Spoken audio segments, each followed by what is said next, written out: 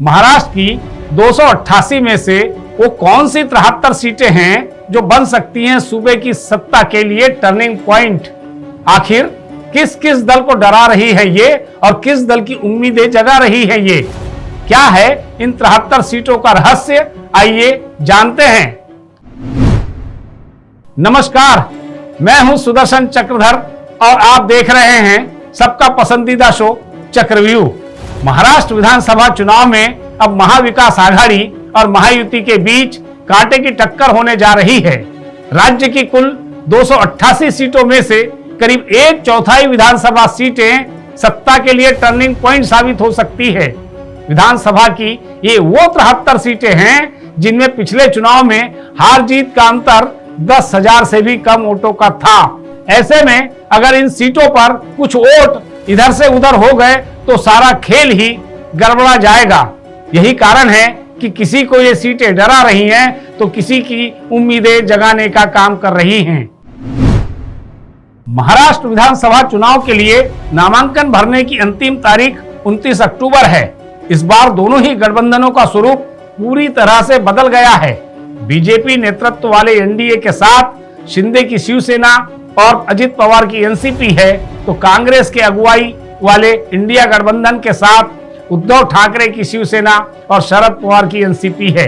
ये दोनों महाविकास आघाड़ी और महायुति कहलाते हैं। इसके अलावा महाराष्ट्र के सियासी रण में प्रकाश आंबेडकर की पार्टी से लेकर असदुद्दीन ओवैसी की एमिम और राज ठाकरे की मन से भी किस्मत आजमा रही है। 2019 के पिछले चुनाव में सिर्फ 5 सीटें ही ऐसी थी जिनमें हार जीत का अंतर 1000 से भी कम वोटों का था, जबकि 4 सीटों पर हार जीत की मार्जिन 1000 से 2000 वोटों के बीच थी।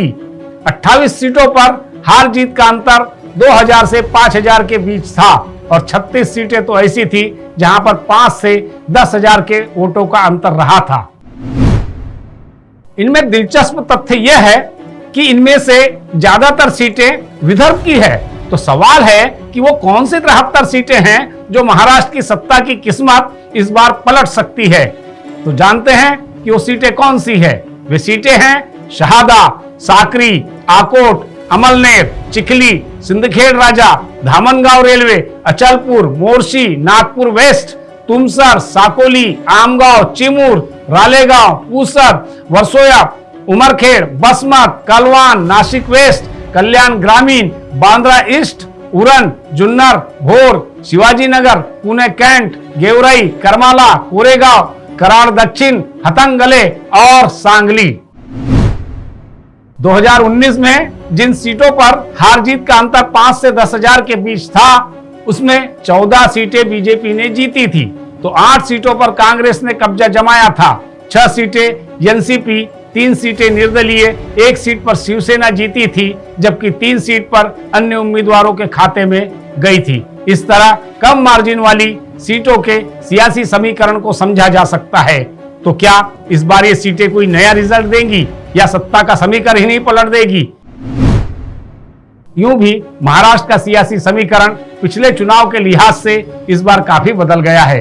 गठबंधन का स्वरूप भी काफी बदल गया है। 24 के आम चुनाव में शिकस्त खाने के बाद महायुति सरकार ने मुफ्त योजनाओं यानी रेवड़ियों के लिए सरकारी खजाना ही खोल दिया था।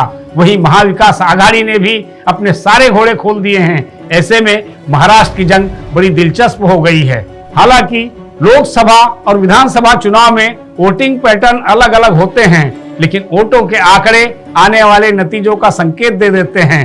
2019 में जिन 73 सीटों पर हार जीत का मार्जिन 10,000 से कम वोटों का था, उन सीटों पर कुछ ही वोटों के इधर उधर होने से पूरा गेम बदल सकता है। महाराष्ट्र के विधानसभा चुनाव में इस बार राजनीतिक हालात भी बदले हुए हैं। पहले जहां 2 गठबंधनों के 4 दलों के बीच मुख्य मुकाबला होता था, तो इस बार 6 दल और 2 गठबंधन हैं। ऐसे में कम मार्जिन वाली सीट किसी को डरा रही है तो किसी की उम्मीदें जगा भी रही हैं। ऐसे में देखना है कि इस बार क्या नतीजे रहते हैं। तो बने रहिएगा चक्रव्यूह के साथ। अगली बार फिर करेंगे मुलाकात। नमस्कार।